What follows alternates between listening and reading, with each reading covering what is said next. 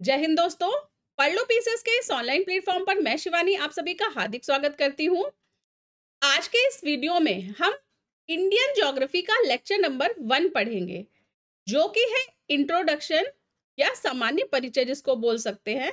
तो हम भारत के सामान्य परिचय को देखेंगे। इससे पहले इस ज्योग्राफी सीरीज का एक और वीडियो आ चुका है, जो कि इंट्रोडक्शन वीडियो है। इस इंट्रोडक्शन वीडियो में भूगोल के विभिन्न कॉन्सेप्ट्स को क्लियर किया गया था, तो जिन लोगों ने भी वो वीडियो नहीं देखा है वो वीडियो भी जरूर देख लें। उसी के कंटिन्यूएशन में ये वीडियो है, तो अगर आपको एक बार कॉन्सेप्ट समझ में आ गए तो फिर आगे की जो क्लासेस है वो समझने में आसानी होगी।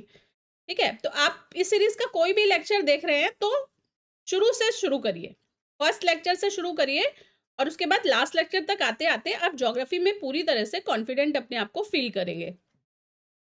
तो चलिए ज्यादा टाइम ना वेस्ट करते हुए हम क्लास को शुरू करते हैं। तो इंडियन ज्योग्राफी यानी कि भारत का भूगोल, भारत के भूगोल को समझने के लिए हमें भारत की विश्व में क्या स्थिति है उसको सबसे पहले समझना बहुत जरूरी है। तो ये आप देख रहे होंगे कि विश्व का ये मैप है।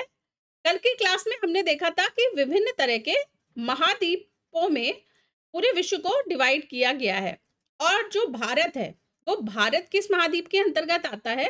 ये आता है एशिया महाद्वीप के अंतर्गत। ठीक है, एशिया कॉन्टिनेंट के अंतर्गत। आप देखेंगे कि एशिया में भी साउथ एशिया में भारत अवस्थित है। ठीक है, ये भारत की स्थिति हो गई। अब भारत जो है वो क्या है?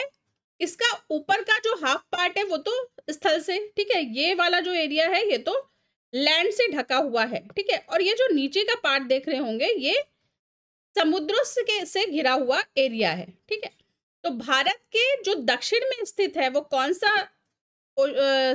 ओशियन है? इसको बोलते हैं इंडियन ओशियन। इंडियन ओशियन या हिंद महासागर, हिंदी में इसको बोलेंगे हिंद महासागर। ठीक है, तो हिंद महासागर के उत्तरी दिशा में भारत अवस्थित है। ठीक है, अब भारत के अगर आप लेफ्ट साइड में देखेंगे तो ये है अरब सागर, अरेबियन सी इसको बोलते हैं। मैं इसको छोटा कर लेती हूँ। तो ये हो गया अरब सागर। और अगर आप भारत के इधर साइड में राइट साइड में देखेंगे तो ये हो जाता है बंगाल की खाड़ी स्थित। ठीक है, बंगाल की खाड़ी।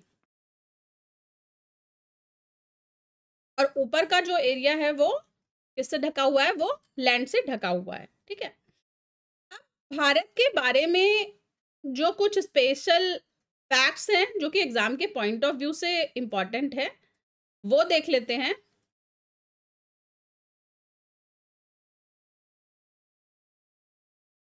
तो अगर आप विश्व के देशों को उनके क्षेत्रफल के हिसाब से अवरोही क्रम में लगाएंगे, मतलब कि बड़े से छोटे के क्रम में लगाएंगे, तो देशों का क्रम किस प्रकार से होगा? पहले नंबर पे जो सबसे अधिक क्षेत्रफल वाला देश है वो क्या, कौन सा है? वो है रूस, रशिया। दूसरे नंबर पे आता है कनाडा। तीसरे नंबर पे आता है चाइना। अब कुछ लोग बोलेंगे कि अमेरिका आता है, तो यहां पर मैं लैंड एरिया को लेकर चल रही हूं। ठीक है, अगर आप स्थलीय भूमि क्षेत्र के हिसाब से रैंकिंग लगाएंगे कंट्रीज की, तो तीसरे नंबर पर चाइना आता है। और अगर आप इसमें वाटर का एरिया भी इंक्लूड कर लेंगे तो फिर तीसरे नंबर पे अमेरिका हो जाता है और चौथे नंबर पे चाइना आ जाता है। ठीक है, तो चाइना और अमेरिका जो है वो 3 और 4 नंबर पर स्थलीय भूमि में इनकी रैंकिंग है। तो ये हो गया चीन और ये हो गया संयुक्त राज्य अमेरिका, यूएसए भी जिसको बोलते हैं। उसके बाद 5वें नंबर पर आ जाता है ब्राजील। 6वें नंबर पे आ जाता है ऑस्ट्रेलिया। 7वें नंबर पर आ जाता है भारत या इंडिया। ठीक है, तो भारत की रैंकिंग क्षेत्रफल के हिसाब से विश्व में कौन सी है? ये है 7वीं रैंकिंग, ठीक है। तो 7th पोजीशन पर भारत लाई करता है in terms of geographical area, ठीक है, भौगोलिक क्षेत्रफल के अकॉर्डिंग। इसके बाद बाकी के 3 कंट्रीज और देख लेते हैं, ये तो आपको पता ही होने चाहिए। अर्जेंटीना 8वें नंबर पर, 9वें नंबर पे कजाकिस्तान और 10वें नंबर पर आ जाता है अल्जीरिया, ठीक है। तो ये तो हो गई क्षेत्रफल के हिसाब से रैंकिंग। और अगर कुल विश्व की भूमि की बात की जाए, ज्योग्राफिकल एरिया की बात की जाए, तो भारत का एरिया उसका कितना % हो जाता है? ये हो जाता है 2.4%, ठीक है। तो भारत का क्षेत्र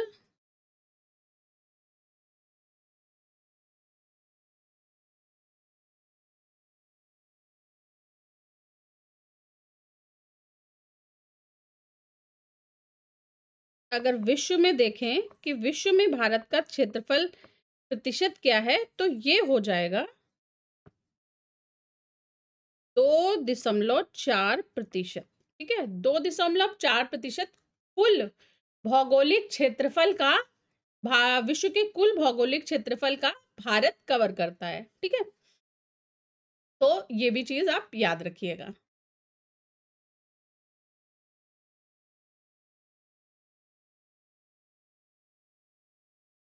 और अगर हम ये देखें कि भारत का क्षेत्रफल कितना है, तो भारत का क्षेत्रफल है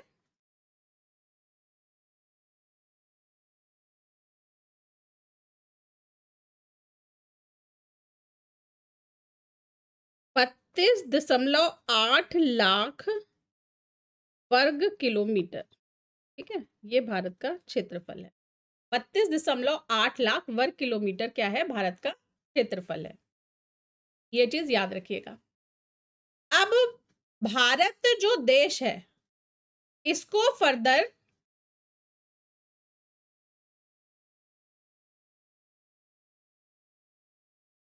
भारत को 28 राज्यों और 8 केंद्र शासित प्रदेशों में विभाजित किया जाता है, ठीक है। तो क्या हो गए?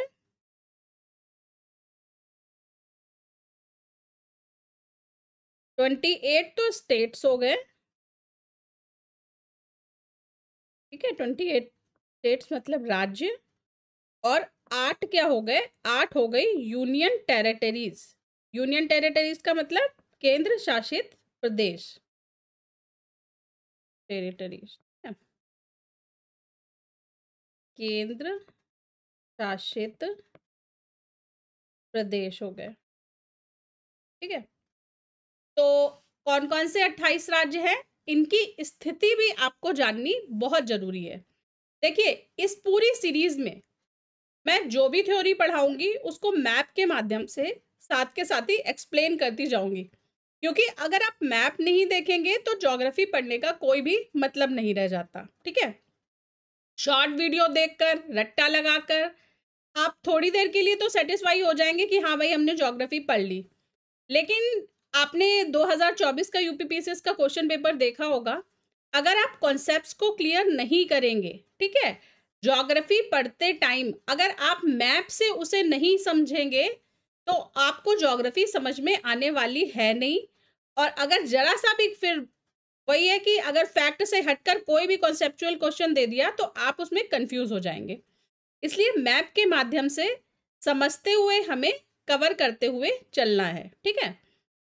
तो हम देख लेते हैं कि 28 राज्य और 8 केंद्र शासित प्रदेश कौन कौन से हैं।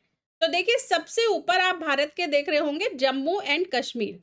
जम्मू कश्मीर पहले राज्य हुआ करता था, पर आज की डेट में क्या है? ये एक यूनियन टेरिटरी है, ठीक है। और इसे 2 पार्ट में डिवाइड कर दिया गया है, एक तो जम्मू कश्मीर में और दूसरा लद्दाख में, ठीक है। तो 2 यूनियन टेरिटरी कौन सी हो गई? एक तो जम्मू कश्मीर हो गई और दूसरी लद्दाख हो गई। उसके बाद नेक्स्ट जो यूनियन टेरिटरी आती है वो आती है यहाँ पर, ठीक है, चंडीगढ़। ये आप देख रहे होंगे, ठीक है। तो चंडीगढ़ में दूसरी यूनियन टेरिटरी आती है, कहाँ पर? पंजाब और हरियाणा के बॉर्डर पे, ठीक है। ये हो गया। उसके बाद तीसरी जो है वो क्या है? हमारी राजधानी दिल्ली, ठीक है। तो चौथी जो यूनियन टेरिटरी हो गई वो दिल्ली हो गई। पहली जम्मू कश्मीर, दूसरी लद्दाख, तीसरी चंडीगढ़ और फिर दिल्ली हो गई, ठीक है। नेक्स्ट आ जाते हैं गुजरात के साइड में। यहाँ पर दमन, दीव और दादरा एंड नागर हवेली, ठीक है। अब कितनी हो गई यूनियन टेरिटरीज? अब हो गई 5, ठीक है। दमन दीव के साथ ही 5वीं हो गई।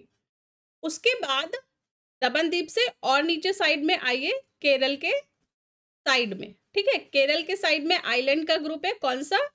लक्षद्वीप। लक्षद्वीप है 6वीं यूनियन टेरिटरी, ठीक है।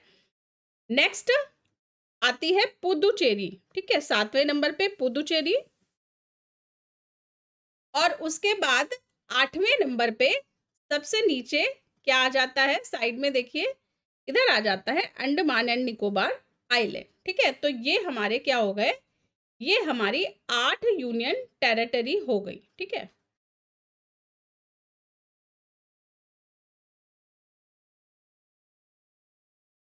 जम्मू कश्मीर को भी आप यहाँ से इस तरह से कर, ये डिवाइड, मैं अप्रोक्सीमेट लाइन खींच रही हूँ, एग्जैक्ट नहीं है ये, ठीक है।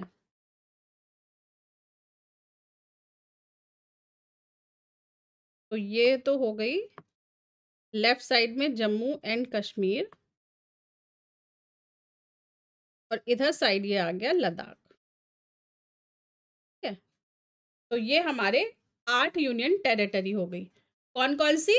पहले जम्मू कश्मीर, दूसरी लद्दाख, तीसरी चंडीगढ़, चौथी दिल्ली, 5वीं Daman Diu and Dadar and Nagar Haveli, 6वें number पे लक्षद्वीप, 7वें नंबर पे पुदुचेरी और 8वें नंबर पे अंडमान निकोबार, ठीक है। तो ये हमारी 8 यूनियन टेरिटरी हो गई। अब हम स्टेट्स भी देख लेते हैं कि स्टेट्स कौन कौन से हैं। तो फिर से ऊपर से शुरू करते हैं। तो पहला कौन सा हो गया? पहला हो गया पंजाब, ठीक है, पंजाब स्टेट आ गया। उसके बाद पंजाब से नीचे हरियाणा, ठीक है, ये ऑरेंज कलर से हरियाणा हो गया। इधर पिंक कलर से क्या हो गया? हिमाचल प्रदेश। इसके नीचे उत्तराखंड हो गया। फिर पंजाब से नीचे आप आएंगे तो साइड में गुजरात से ऊपर आ गया ये राजस्थान, ठीक है। फिर गुजरात आ गया। गुजरात कहाँ पर है? भारत के पश्चिमी छोर पर स्थित राज्य है, ठीक है। तो सबसे पश्चिमी राज्य कौन सा है भारत का? ये है गुजरात। उसके बाद गुजरात के साइड में आएंगे तो येलो कलर से मध्य प्रदेश हो गया। मध्य प्रदेश के ऊपर उत्तर प्रदेश, ठीक है। उसके बाद उत्तर प्रदेश के साइड में बिहार, बिहार के नीचे झारखंड, झारखंड के नीचे छत्तीसगढ़ और पूर्वी किनारे पर उड़ीसा आ गया, ठीक है। उड़ीसा के ऊपर वेस्ट बंगाल आ गया, पश्चिमी बंगाल, और पश्चिमी बंगाल के ऊपर आ गया सिक्किम राज्य, ठीक है। तो ये ऊपर आप देख रहे होंगे सिक्किम राज्य नेपाल के पूरब दिशा में, ठीक है। ये यहाँ पर सिक्किम हो गया। सिक्किम क्या है? ऑर्गेनिक स्टेट भी है, ठीक है। अगर आपने करंट अफेयर पढ़ा होगा तो पता होगा आपको। अब इसके बाद आप देख रहे होंगे कि यहाँ से ये जो भारत का हिस्सा है ये इस तरह से पतला सा डिवाइड हो जाता है पूर्वी साइड में, ठीक है। इनको बोलते हैं उत्तरी पूर्वी राज्य, और या इसको किस नाम से जानते हैं? इसको 7 सिस्टर्स के नाम से भी जानते हैं इन स्टेट को। कौन कौन से स्टेट है ये? ऑरेंज कलर से तो ये है असम, ऊपर पिंक कलर से ये है अरुणाचल प्रदेश। अरुणाचल प्रदेश क्या है? भारत का सबसे पूर्वी राज्य है। तो सबसे पश्चिमी राज्य गुजरात और सबसे पूर्वी राज्य अरुणाचल प्रदेश हो गया, ठीक है। अरुणाचल प्रदेश से अगर आप नीचे आए तो फिर नागालैंड, मणिपुर और मिजोरम, ठीक है। ये 3 हो गए, ये आप देख रहे होंगे, ठीक है। ये नागालैंड, मणिपुर और मिजोरम हो गए। उसके बाद मिजोरम के साइड में और बांग्लादेश के बगल में कौन सा राज्य आ जाता है? ये आ जाता है त्रिपुरा, ठीक है। तो ये त्रिपुरा हो गया, ये जो आप ये वाला राज्य देख रहे हो, ठीक है, ग्रे कलर का, ये त्रिपुरा हो गया। उसके बाद अभी एक राज्य और बच गया। कौन सा राज्य बच गया? ये बच गया मेघालय राज्य, ठीक है, मेघालय। ये आप ग्रीन कलर से जो देख रहे होंगे ये मेघालय हो गया, ठीक है। अच्छा, मेघालय के बारे में एक जो इम्पोर्टेंट फैक्ट है याद रखने वाला एमसीक्यू के पॉइंट ऑफ व्यू से, तो अगर आप मेघालय की स्थिति देख रहे होंगे तो मेघालय सिर्फ असम से टच कर रहा है, ठीक है। मेघालय ऐसा स्टेट है जो सिर्फ एक ही राज्य से टच करता है। किस राज्य से? सिर्फ असम से टच करता है, ठीक है। तो ये ध्यान रखिएगा कि मेघालय त्रिपुरा से, मणिपुर से, किसी से भी टच नहीं करता है। क्लियर? चलिए अब हम नीचे आ जाते हैं। यहाँ तक हमने देख लिया था। मध्य प्रदेश के नीचे आएंगे तो मध्य प्रदेश के नीचे आ जाएगा ये येलो कलर से महाराष्ट्र, ठीक है, महाराष्ट्र वही है, मुंबई वाला महाराष्ट्र, ठीक है। महाराष्ट्र के नीचे फिर क्या आ गया? उसके बाद आ गया कर्नाटका, ठीक है। तो ये ग्रे कलर से आप देख रहे होंगे, कर्नाटक आ गया। फिर आ गया इसके नीचे, कर्नाटक से नीचे भारत के पश्चिमी छोर पर लक्षद्वीप के बगल में केरल राज्य, ठीक है। तो ये केरल राज्य हो गया, ये पिंक कलर से। केरल के बगल में तमिलनाडु, ठीक है, ये येलो कलर वाला देख रहे होंगे, ये तमिलनाडु हो गया। उसके बाद तमिलनाडु के ऊपर आ गया आंध्र प्रदेश, ठीक है, ये वाला आंध्र प्रदेश हो गया। आंध्र प्रदेश के ऊपर पिंक कलर में आप देख रहे होंगे तेलंगाना आ गया, ठीक है। पहले तेलंगाना और आंध्र प्रदेश एक ही राज्य हुआ करते थे, लेकिन वर्तमान में तेलंगाना अलग राज्य है और आंध्र प्रदेश अलग राज्य है, ठीक है। तो ये हमारे सभी राज्य कवर हो गए,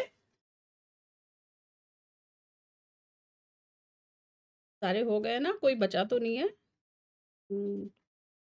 आई होपफुली कि सारे राज्य कवर कर दिए मैंने, ठीक है। तो ये हमारे 28 राज्य और 8 केंद्र शासित प्रदेश हो गए, और इनकी कहाँ पर ये राज्य स्थित हैं, ये इनकी स्थिति हो गई।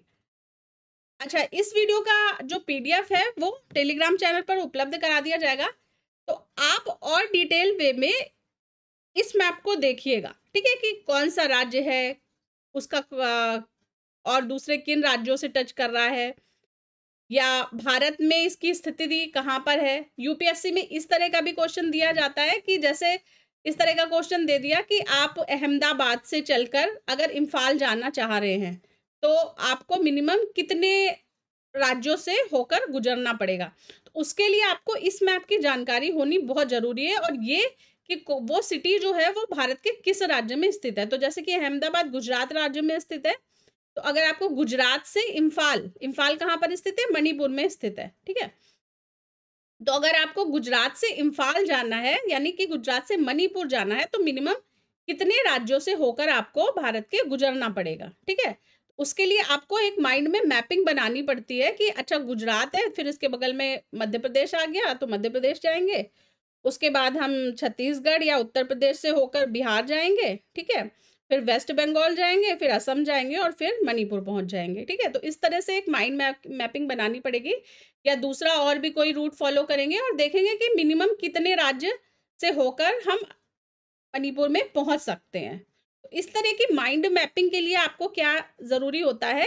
आपके माइंड में ये मैप होना ज़रूरी होता है, ठीक है। तो भारत का मैप तो बिल्कुल पता ही होना चाहिए, और अगर आप स्टेट पीसीएस की तैयारी कर रहे हैं तो भारत का मैप नहीं पता तो फिर क्या ही पता किया। इसलिए बहुत ज़रूरी है ये मैप, ठीक है। अच्छी तरह से देखिए, बार बार देखिए, और अगर हो सके तो एक ग्लोब खरीद लाइए, और ग्लोब को ना जब कुछ काम नहीं है, पढ़ने का मन नहीं कर रहा, तो ग्लोब उठा लिया और घुमा घुमा कर उसको देखा कि कहाँ पर क्या स्थित है, ठीक है। तो आपको इससे वर्ल्ड मैप की भी बहुत नॉलेज हो जाएगी, और इसी के साथ इंडिया मैप की भी नॉलेज हो जाएगी।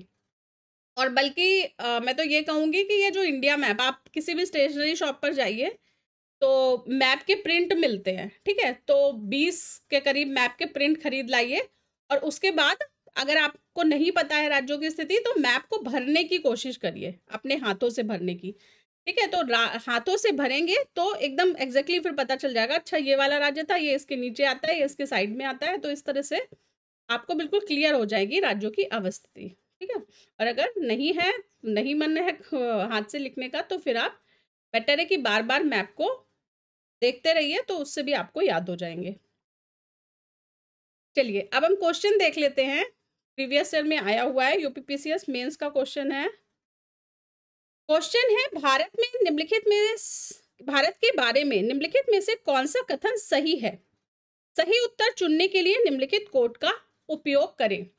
इंग्लिश मीडियम के स्टूडेंट साइड में इंग्लिश वर्जन दे रखा है, वो भी पढ़ते जाएं साथ के साथ ही। देखिए, मैं कोशिश कर रही हूँ कि इस चैनल पर बेस्ट कंटेंट उपलब्ध कराने की, और हिंदी और इंग्लिश दोनों मीडियम के स्टूडेंट को ही कोई परेशानी ना हो, ये मैं पूरी कोशिश कर रही हूँ, ठीक है। तो आप उसका बेनिफिट लीजिए, क्योंकि अगर देखिए जिन्होंने कोचिंग भी ले रखी है, किसी और इंस्टीट्यूट से भी पढ़ रखा है सब्जेक्ट को, तो आप ये सीरीज जरूर देखिएगा और उसके बाद मुझे कमेंट करके ज़रूर बताइएगा कि आपको ये सीरीज बेनिफिशियल लगी या नहीं लगी, ठीक है। या और अगर आपको कुछ ये लग रहा हो कि कुछ और इम्प्रूवमेंट किया जाना है, तो आप वो भी मुझे कमेंट बॉक्स में ज़रूर बताइए। चलिए, क्वेश्चन है भारत के बारे में निम्नलिखित में से कौन सा कथन सही है? सही उत्तर चुनने के लिए निम्नलिखित कोड का उपयोग करें। पहला है कि भारत दुनिया का 5वां बड़ा देश है। तो अभी हमने देखा कि भारत 7वां बड़ा देश है, ठीक है। तो 7वां है ना कि 5वां, तो पहला स्टेटमेंट गलत हो गया, ठीक है। India is the 5th largest country in the world is wrong. Next, यह स्थलमंडल के कुल क्षेत्रफल का लगभग 2.4% भाग घेरता है। तो it does occupy 2.4% of total geographical area, ठीक है, ऑफ द लिथोस्फीयर, स्थलमंडल का, ठीक है। तो ये भी सही हो गया, तो सेकंड सही हो गया। उसके बाद तीसरा है पूरा भारत उष्ण कटिबंध में स्थित है। तो ये अभी हम इसी वीडियो में आगे देखेंगे कि पूरा भारत उष्ण कटिबंध में स्थित नहीं है। आधा भारत उष्ण कटिबंध में है और आधा भारत शीतोष्ण कटिबंध में स्थित है, ठीक है। ये अभी आप वीडियो देखते रहिए, आगे हम इस वाले कॉन्सेप्ट को भी क्लियर करेंगे। तो ये तीसरा वाला भी गलत हो गया, ठीक है। Third is also wrong. And last statement is 82 degree 32 minute पूर्वी देशांतर का उपयोग भारतीय मानक समय निर्धारित करने के लिए किया जाता है। तो ये मानक समय वाला जो है देशांतर, इसको भी हम अभी आगे के वीडियो में देखेंगे, ठीक है। तो चौथा भी सही हो गया। तो आंसर इसका क्या हो गया? आंसर इसका हो गया 2 और 4, ठीक है। तो डी आंसर हो गया इसका। चलिए, नेक्स्ट क्वेश्चन है निम्नलिखित में से कौन सा कथन भारत के लिए गलत है? ठीक है, अब रॉन्ग स्टेटमेंट पूछ रहा है। तो भारत दुनिया का 7वां सबसे बड़ा देश है। India is the 7th largest country in the world, so it's true, ठीक है। तो ए तो ठीक हो गया। उसके बाद है भारत दुनिया का दूसरा सबसे अधिक आबादी वाला देश है। तो देखिए, ये आया है 2016 में क्वेश्चन, ठीक है। 2016 में भारत चीन के बाद दूसरा सबसे बड़ी आबादी वाला देश था, ठीक है। पर अभी वर्तमान में क्या है, अगर फिर से आप मान लीजिए कि नेक्स्ट ईयर यही वाला क्वेश्चन आ जाता है, तब आप उसमें क्या करेंगे? तो यूएनएफपीए यूनाइटेड नेशंस की संस्था है। इसकी एक रिपोर्ट आती है, इसकी रिपोर्ट का नाम है state of world population report.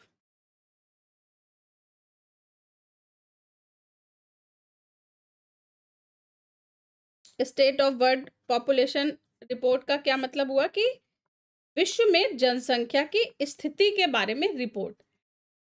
इसकी जो 2023 की रिपोर्ट है, इसके अनुसार भारत अब विश्व में सबसे अधिक आबादी वाला देश बन चुका है, ठीक है। अब भारत सबसे पहले नंबर पे है, सबसे अधिक आबादी वाला, और चीन जो है वो दूसरे नंबर पर आ चुका है, ठीक है। तो लेकिन 2016 में ये वाला स्टेटमेंट गलत था। 2016 में ये वाला स्टेटमेंट सही था, ठीक है। तो ये सही था। उसके बाद है कि इसकी भूमि सीमा लगभग 15,200 किलोमीटर तक फैली हुई है, तो ये भी सही था, ठीक है, कि 15,200 किलोमीटर तक फैली हुई है। और नेक्स्ट स्टेटमेंट था इसका पहला सूर्योदय इसके राज्य मिजोरम में होता है। तो देखिए, भारत का पहला सूर्योदय इसके सबसे पूर्वी राज्य में होता है। और भारत का सबसे पूर्वी राज्य कौन सा है? पूर्वी राज्य है अरुणाचल प्रदेश। तो हमने कहावत भी सुनी होगी ना कि सूरज पश्चिम से निकल आया, क्या मतलब सूरज तो हमेशा पूर्व से ही निकलता है, और भारत के पूर्व में क्या है? अरुणाचल प्रदेश है।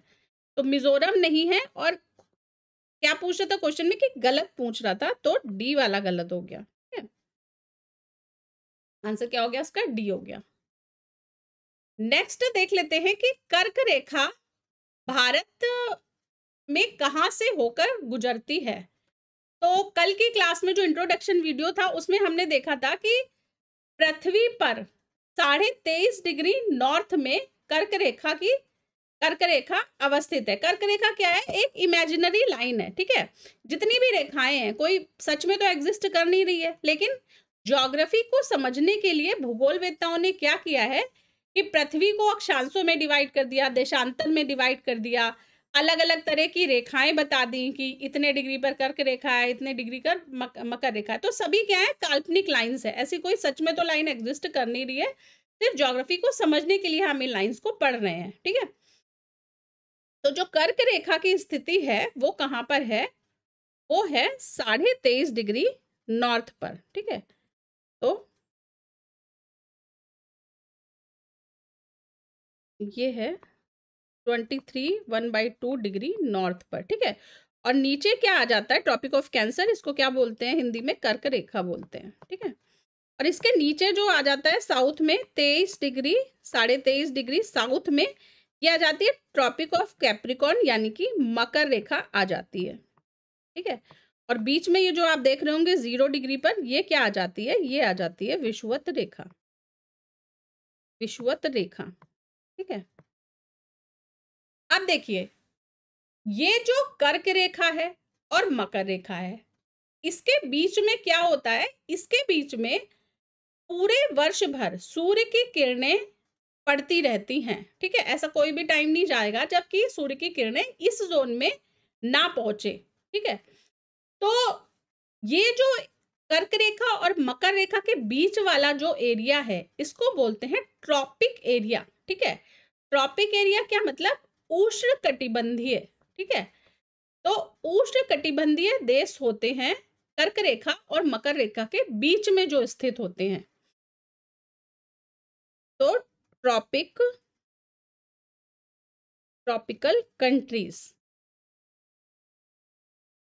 कंट्रीज कहां पर? उष्ण कटिबंधीय देश, ठीक है। ये तो हो गए कर्क रेखा और मकर रेखा के बीच वाले देश। अब हम एक बार जैसे हमने कल का देखा था क्लास, उसके हिसाब से देख लेते हैं कि जो पूरी पृथ्वी है इसमें कौन कौन से रीजन्स स्थित हैं। तो अभी हमने देखा कि इसके बीच वाले तो ये हो गए सारे ट्रॉपिक्स, ठीक है, उष्ण कटिबंधीय देश हो गए, जो कि मैंने अभी मार्क करे हैं ब्लू कलर की लाइन से, ठीक है। ट्रॉपिक ऑफ कैंसर और ट्रॉपिक ऑफ कैप्रिकॉर्न, कर्क रेखा और मकर रेखा के बीच में। अब देखिए, अगर आप इसके ऊपर जाएंगे, कर्क रेखा के ऊपर आर्कटिक सर्कल तक जाएंगे, तो क्या हो जाएगा? ये बन जाएगा, ये रीजन, ये जो जोन कहलाता है ये कहलाता है टेम्परेट जोन। टेम्परेट का मतलब होता है शीतोष्ण, कि ठंडी भी पड़ेगी और गर्मी भी पड़ेगी इस जोन में। जैसे कि नाम से पता कर सकते हैं कि शीतोष्ण जो होता है, जैसे आप अगर हिंदी में लिखें इसको शीतोष्ण, तो शीतोष्ण दो शब्दों से मिलकर बन रहा है। कौन कौन से शब्द हैं इसमें? एक तो शीत और दूसरा उष्ण, ठीक है, दूसरा उष्ण हो गया। तो इसमें क्या है कि शीत भी है, ठंडी भी है और उष्ण मतलब गर्माहट भी है, ठीक है। तो इस तरह के जो देश है इनको क्या बोलेंगे? शीतोष्ण देश बोलेंगे। और ये कहां पर पाए जाएंगे? ये पाए जाएंगे आर्कटिक सर्कल से लेकर ट्रॉपिक ऑफ कैंसर के बीच में, ठीक है, आर्कटिक वृत्त से लेकर कर्क रेखा के बीच में, ठीक है। और कहां पाए जाएंगे? ये और पाए जाएंगे नीचे की साइड साउथ में, ट्रॉपिक ऑफ कैप्रिकॉर्न से लेकर अंटार्कटिक सर्कल के बीच में, ये भी टेम्परेट जोन होता है। ठीक है, तो दो, tropic of Cancer, tropic of Capricorn के बीच में ट्रॉपिक्स यानी कि उष्णकटिबंधीय देश, दोनों के ऊपर चले पोलर सर्कल तक, तो क्या मिल गया फिर हमको? टेम्परेट जोन मिल गया, शीतोष्ण कटिबंधीय जोन मिल गया। ठीक है, तो ये शीतोष्ण हो गए। अब इसके ऊपर भी अगर आप चलेंगे, टेम्परेट जोन के ऊपर भी चलेंगे, तो फिर आपको क्या मिल जाएगा? तो फिर आपको मिल जाएगी बर्फ ही बर्फ। ठीक है, बर्फ ही बर्फ मतलब वो हो जाएगा पोलर रीजन। ठीक है, तो जो आप देखते होंगे कि आर्कटिक में ऊपर पूरी बर्फ जमी पड़ी है, नीचे अंटार्कटिक में भी बर्फ जमी पड़ी है, तो वो दोनों रीजन क्या है? पोलर रीजन्स हैं। ठीक है, ध्रुवीय क्षेत्र हैं, तो ये ध्रुवीय क्षेत्र हो गए।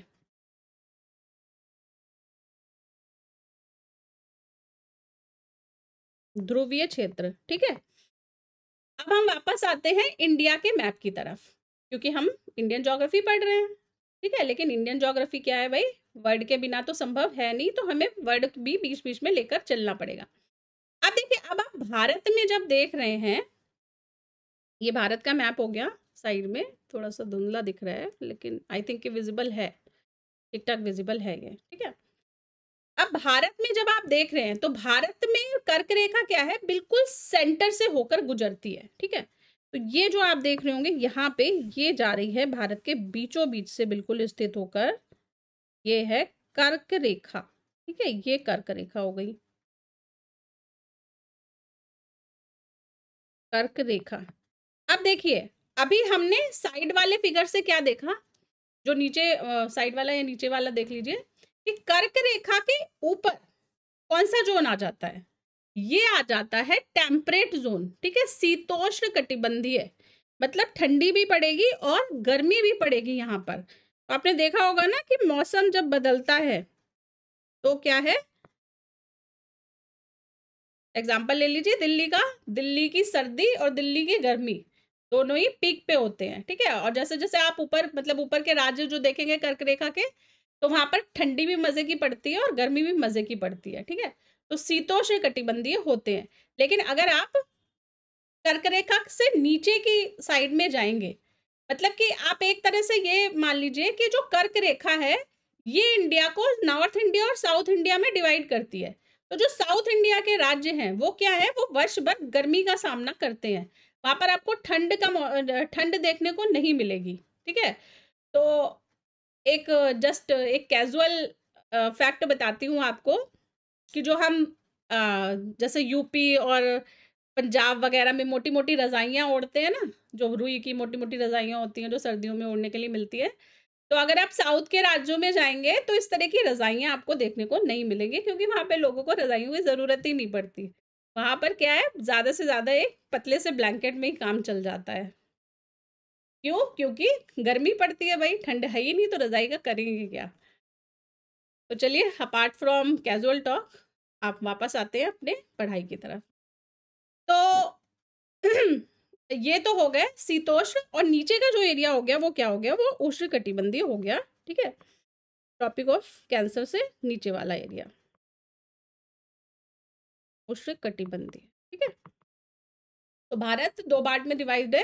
कर्क रेखा से ऊपर शीतोष्ण यानी कि टेम्परेट हो गया, और कर्क रेखा से जो नीचे हो गया वो क्या हो गया? वो ट्रॉपिकल हो गया। ठीक है, ट्रॉपिकल, ये चीज याद रखिए।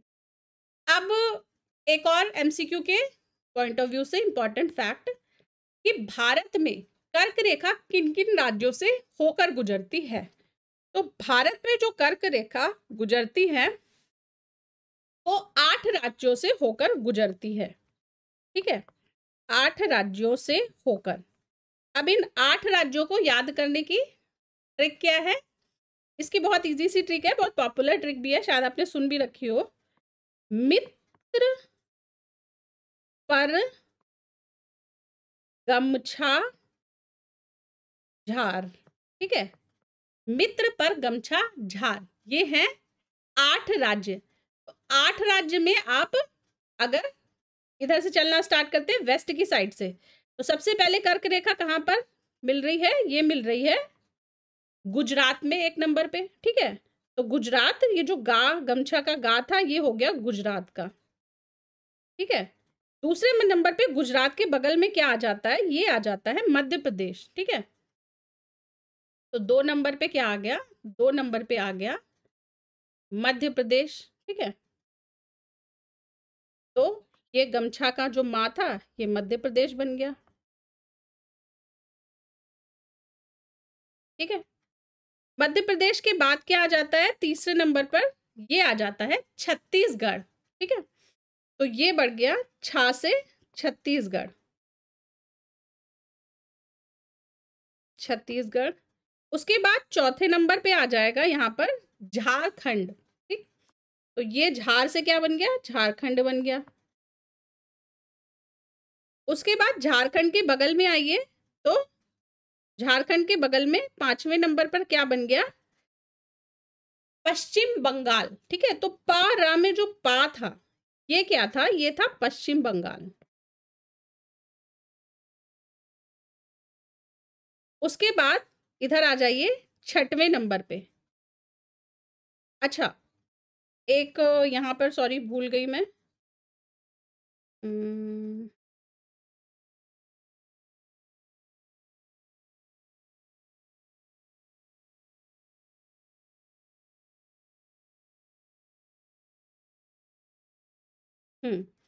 दूसरे नंबर पर यहाँ पर राजस्थान था, ठीक है। तो पर में जो रा है वो राजस्थान का रा था, ठीक है। तो ये राजस्थान हो गया। फिर तीसरे नंबर पर मध्य प्रदेश था, चौथे नंबर पर छत्तीसगढ़ था, 5वें नंबर पर झारखंड था और 6वें नंबर पर क्या आ गया, पश्चिम बंगाल आ गया। अब बाकी 2 बचे, कौन कौन से 2, एक तो ये 7वें नंबर पर यहाँ पर आ गया त्रिपुरा, और 8वें नंबर पर सबसे पश्चिम में आ गया कौन सा राज्य, मिजोरम राज्य आ गया, ठीक है। तो त्रिपुरा और मिजोरम, तो मी से हो गया मिजोरम और त्र से हो गया त्रिपुरा, ठीक है। तो ये हमारे 8 राज्य हैं, कौन कौन से,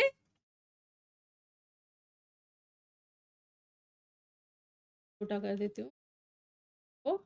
तो पहले नंबर पर कौन सा हो गया, गुजरात। दूसरे नंबर पर राजस्थान, तीसरे नंबर पर मध्य प्रदेश, चौथे नंबर पर छत्तीसगढ़, 5वें नंबर पर झारखंड, 6वें नंबर पर पश्चिम बंगाल, 7वें नंबर पर त्रिपुरा और 8वें नंबर पर मिजोरम, ठीक है। मित्र पर गमछा झार, ये हमारी ट्रिक है। इससे आप कर्क रेखा से होकर गुजरने वाले, मतलब किन राज्यों से होकर कर्क रेखा गुजरती है उसको आप ट्रिक के माध्यम से याद कर सकते हैं, ठीक है।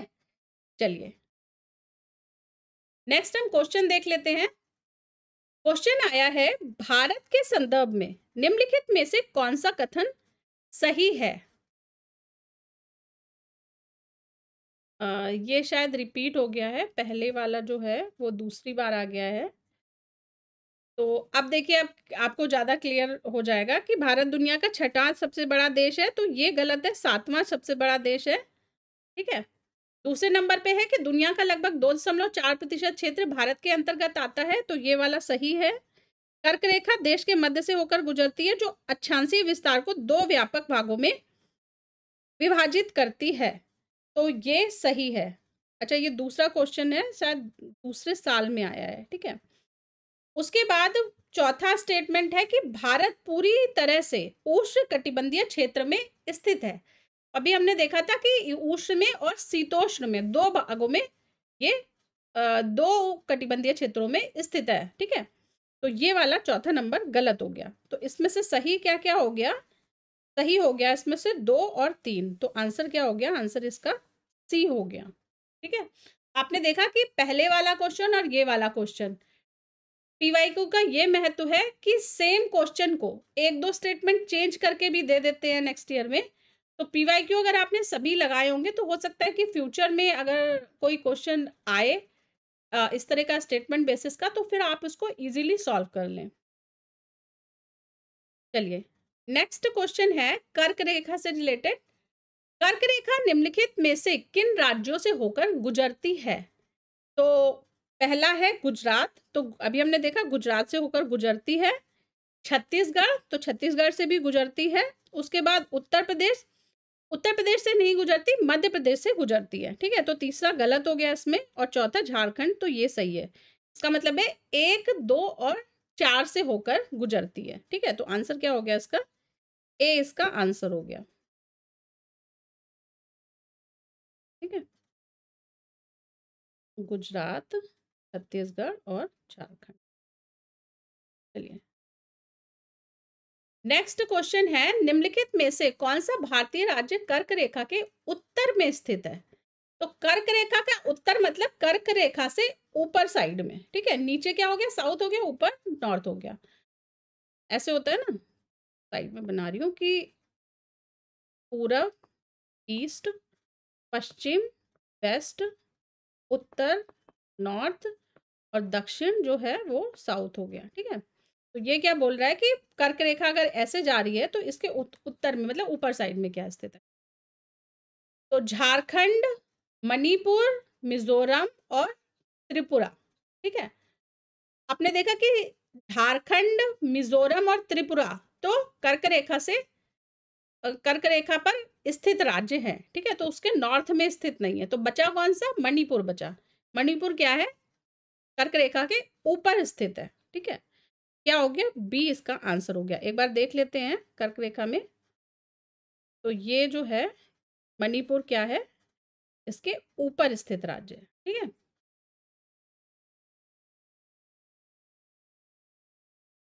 यहाँ पर है मणिपुर, मणिपुर यहाँ पर 8 नंबर से ऊपर, ये वाला जो है ये मणिपुर है। ठीक है, आप जब भी कोई क्वेश्चन सॉल्व करें तो एक बार ना मैप को ज़रूर माइंड में लाया करिए, कि अगर हम किसी स्टेट को देख रहे हैं, स्टेट के बारे में पढ़ रहे हैं, या किसी यूनियन टेरिटरी या वर्ल्ड में भी अगर हम किसी कंट्री के बारे में, देश के बारे में पढ़ रहे हैं, एक बार विश्व के मैप का चित्र जरूर लाया करिए माइंड में। नहीं तो तुरंत हाथ में सबके मोबाइल है, गूगल सर्च करिए, तुरंत ढूंढिए कि कहाँ पर है। नेक्स्ट क्वेश्चन है, निम्नलिखित में से कौन सी भारतीय नदी कर्क रेखा को 2 बार पार करती है? तो ये नदी है माही। ठीक है, माही नदी क्या है? इस तरह से फ्लो करती है। ठीक है, पहले क्या करती है? नॉर्थ डायरेक्शन में, और उसके बाद फिर नॉर्थ वेस्ट डायरेक्शन में, और उसके बाद फिर घूम कर कौन से डायरेक्शन में चली जाती है? ये साउथ वेस्ट डायरेक्शन में चली जाती है। ठीक है, और फाइनली ये इस तरह से अरेबियन सी में जाकर मिल जाती है। ठीक है, आप ये देख रहे होंगे, ये वाली जो नदी है ये माही नदी है। ये वाली नदी माही नदी है। कहाँ पर? ये गुजरात के साइड में। ठीक है,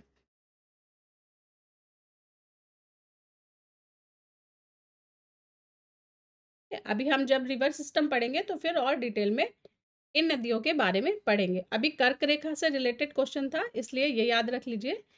ऐसी नदी जो कि कर्क रेखा को 2 बार पार करती है वो नदी है माही नदी। चलिए, अब देख लेते हैं हम मानक समय, स्टैंडर्ड टाइम।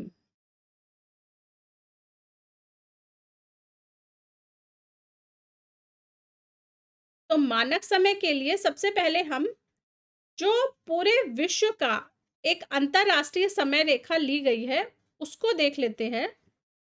इसको बोलते हैं प्राइम मेरिडियन। ठीक है, प्राइम मेरिडियन। ये प्राइम मेरिडियन को 0 डिग्री माना गया है। ठीक है, अभी मैंने बताया था कि जो पृथ्वी है उसको इमेजिनरी लाइंस में डिवाइड किया गया है। ठीक है, तो इमेजिनरी लाइन में डिवाइड करने की वजह से क्या है कि प्राइम मेरिडियन को 0 डिग्री पर रखा गया है। ये जो प्राइम मेरिडियन है ये यूनाइटेड किंगडम से होकर पास होती है। अब देखिए, अब ये एक सामान्य व्यवहारिक क्वेश्चन है कि प्राइम मेरिडियन जो है वो 0 डिग्री यहीं पर क्यों रखा गया है? तो हमको पता है कि औद्योगिक क्रांति की जो शुरुआत हुई थी वो यूरोप से हुई थी। ठीक है, और जो साइंस के इनोवेशन हुए थे, या जो नए नए कॉन्सेप्ट्स दिए गए थे, उनकी जो जन्मभूमि रही है वो क्या रही है, वो ज़्यादातर यूरोपियन कंट्रीज ही रहे हैं। तो इसी वजह से इन्होंने क्या करा कि ये जो मरीडियन लाइन है कि हमसे ही शुरू होगा मानक समय, ठीक है, तो अपने एक तरह से राज्य से पास करा दी, अपने देश से पास करा दी, ठीक है। तो इस तरह से आप कॉन्सेप्ट इसका व्यवहारिक समझ सकते हैं ज्योग्राफी रिलेटेड, ठीक है। तो ये जो प्राइम मेरिडियन है ये कौन कौन से देशों से होकर पास होती है, ये भी एमसीक्यू के लिए इम्पॉर्टेंट फैक्ट है। तो ये पास होती है यूनाइटेड किंगडम से, यूनाइटेड किंगडम, ठीक है, पहले नंबर पे। दूसरे नंबर पे ये पास होती है फ्रांस से, ठीक है। तीसरे नंबर पर पास होती है ये स्पेन से। अब ये देखिए मैंने देशों की लिस्ट तो दे रखी है, अब किसी के पास बहुत अच्छी ट्रिक हो इन देशों को याद कराने की तो वो कमेंट बॉक्स में जरूर शेयर करें सभी के साथ। चौथे नंबर पे अल्जीरिया से पास होती है ये, ठीक है। उसके बाद ये पास होती है माली से, फिर बुर्किना फासो,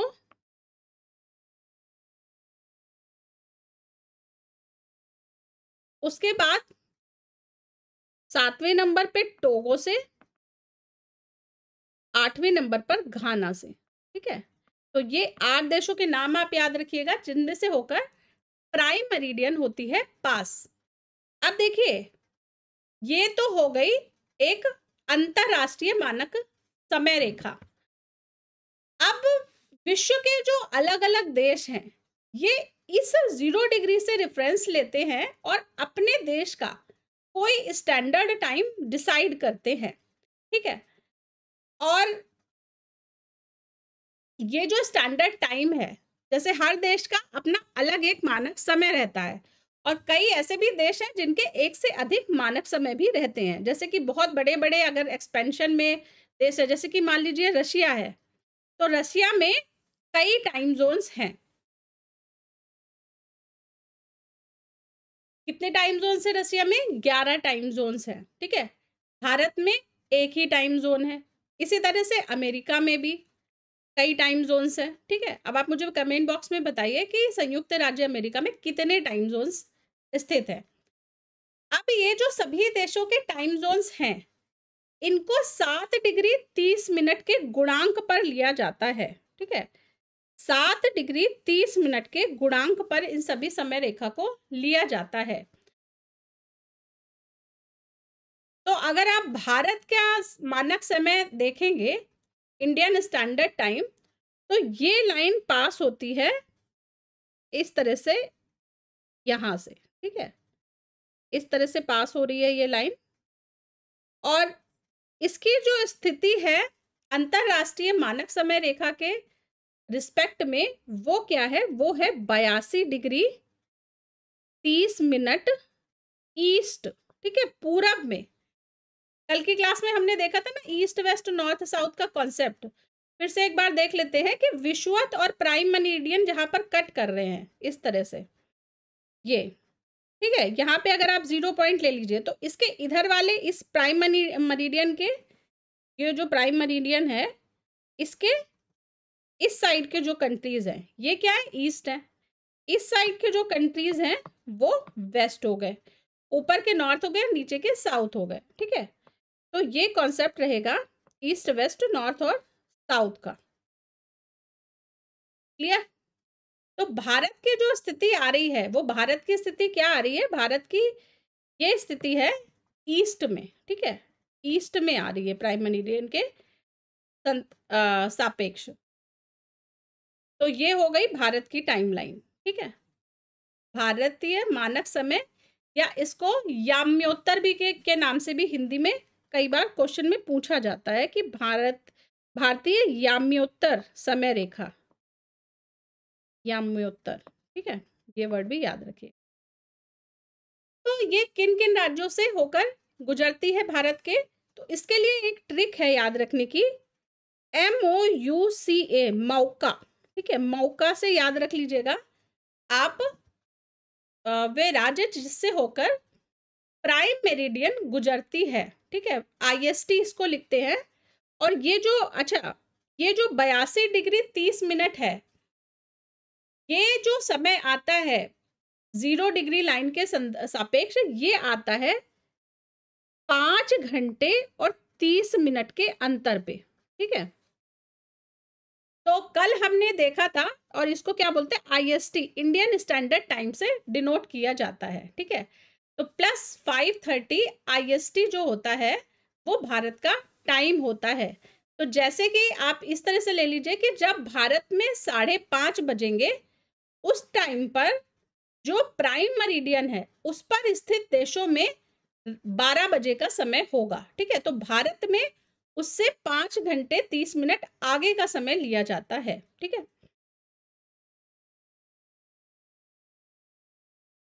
और ये कैसे लिया जाता है 5 घंटे 30 मिनट का समय? कल हमने देखा था कि 1 डिग्री अगर देशांतर पर मूव होते हैं, 1 डिग्री देशांतर जाने पर कितनी समय बढ़ जाता है? 4 मिनट का समय बढ़ जाता है। ठीक है, उसी से ही आप लगा लीजिए कैलकुलेट करके कि 82 डिग्री पर कितने का समय हो गया। तो 82 डिग्री पर ये समय हो गया 82 गुणे 4 मिनट। ठीक है, 82 गुणे 4 मिनट का, और इसी के साथ 30 मिनट, यानी कि 82 और आधा, 1 डिग्री पर 2। ठीक है, 2 मिनट और समय बढ़ गया। तो ये जो 82 डिग्री 30 मिनट लिखा है, इसको आप 82.5 डिग्री भी लिख सकते हैं। ठीक है, इस तरह से 82.5 डिग्री। ठीक है, तो हाफ डिग्री में कितना समय लग गया? ये लग गया 2 मिनट का। ठीक है, 1 डिग्री में 4 मिनट का, तो हाफ डिग्री में 2 मिनट का समय हो गया। अगर आप टोटल कर लें 82 गुणा 4, ये कितना आ गया? ये आ गया 4 दूनी 8 और 8 चौको 32। ठीक है, और इसमें 2 और ऐड कर लें तो ये 330 मिनट का समय आ गया। और 330 मिनट को अगर आप कन्वर्ट करेंगे, ये मिनट में आ गया, अगर आप इसको आवर में कन्वर्ट करेंगे तो ये कितना आ जाएगा? 300 मिनट और प्लस 30 मिनट, यानी कि 300 मिनट तो 5 घंटे हो गए। ठीक है, तो ये तो बन गए 5 घंटे, और 30 मिनट तो 30 मिनट के 30 मिनट ही रहे। ठीक है, इस तरह से जो भारत का 82 डिग्री 30 मिनट पे टाइम डिफरेंस है प्राइम मेरिडियन के रिस्पेक्ट में, वो कितना आ जाता है? वो आ जाता है 5 घंटे 30 मिनट का टाइम डिफरेंस। ठीक है, इसी तरह से जो भी टाइम लाइन है किसी भी देश की, उससे आप 1 डिग्री में 4 मिनट के अंतर से कैलकुलेट करके उस देश का जो है आप क्या बोलते हैं, समय जोन जो है वो कैलकुलेट कर सकते हैं। ठीक है, आई होप कि क्लियर हो गया होगा कि 82.5 डिग्री में 5 घंटे 30 मिनट किस प्रकार से हम कैलकुलेट करते हैं। अब वापस आ जाते हैं हम मौका पे। मौका 5 राज्यों से होकर जो भारतीय मानक समय रेखा है वो गुजरती है। कौन कौन से? पहले नंबर पे M से आ जाएगा। यहाँ पर आप देख रहे होंगे ये ऊपर का स्टेट हो गया यूपी, ये वाला स्टेट हो गया MP। ठीक है, ये वाला स्टेट हो गया छत्तीसगढ़, इसके नीचे ये आ गया ओडिशा, और लास्ट में ये आ गया आंध्र प्रदेश। ठीक है, तो मौका से होकर गुजरती है, तो M से हो गया मध्य प्रदेश,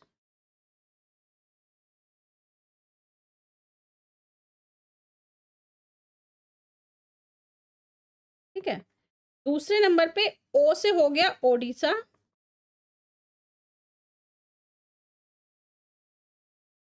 तीसरे नंबर पे U से हो गया उत्तर प्रदेश,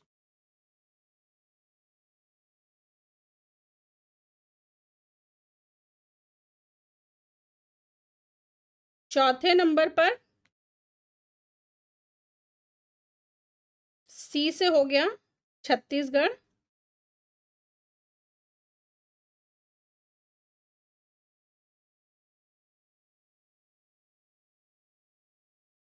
और पांचवें नंबर पे जो आ गया A से, वो क्या हो गया? आंध्र प्रदेश।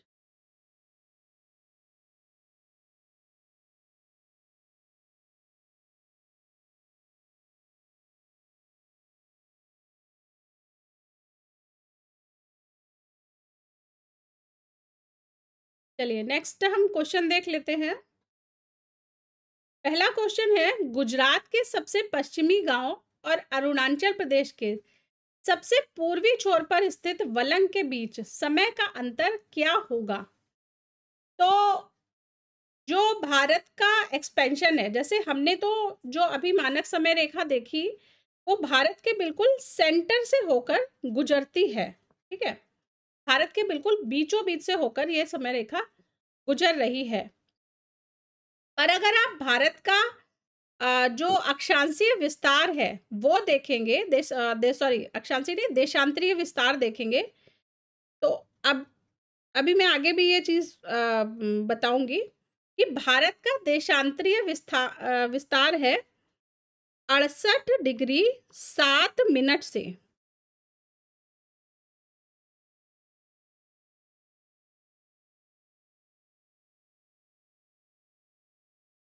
अड़सठ डिग्री 7 मिनट से लेके 97 डिग्री 25 मिनट तक। ठीक है, 97 डिग्री 25 मिनट तक भारत का देशांतरीय विस्तार है। अगर आप पूरा एक्सपेंशन देखेंगे 68 डिग्री 7 मिनट से लेके 97 डिग्री 25 मिनट्स तक, तो लगभग ऑन एन एवरेज मोटा मोटी अगर आप देखेंगे तो 30 डिग्री देशांतर का अंतर हो जाता है गुजरात और अरुणाचल प्रदेश के बीच में। ठीक है, तो गुजरात देख रहे हैं आप और अरुणाचल प्रदेश देख रहे हैं, तो 30 डिग्री का अंतर हो जाता है। और 1 डिग्री पे कितना होता है टाइम डिफरेंस? 4 मिनट का टाइम डिफरेंस। तो 30 डिग्री पर कितना हो जाएगा? तो 30 डिग्री पर अगर हम टाइम डिफरेंस देखेंगे तो ये हो जाएगा 4 गुणे 30 मिनट का। ठीक है, 4 गुणे 30 मिनट कितने आ जाता है? ये आ जाता है 120 मिनट।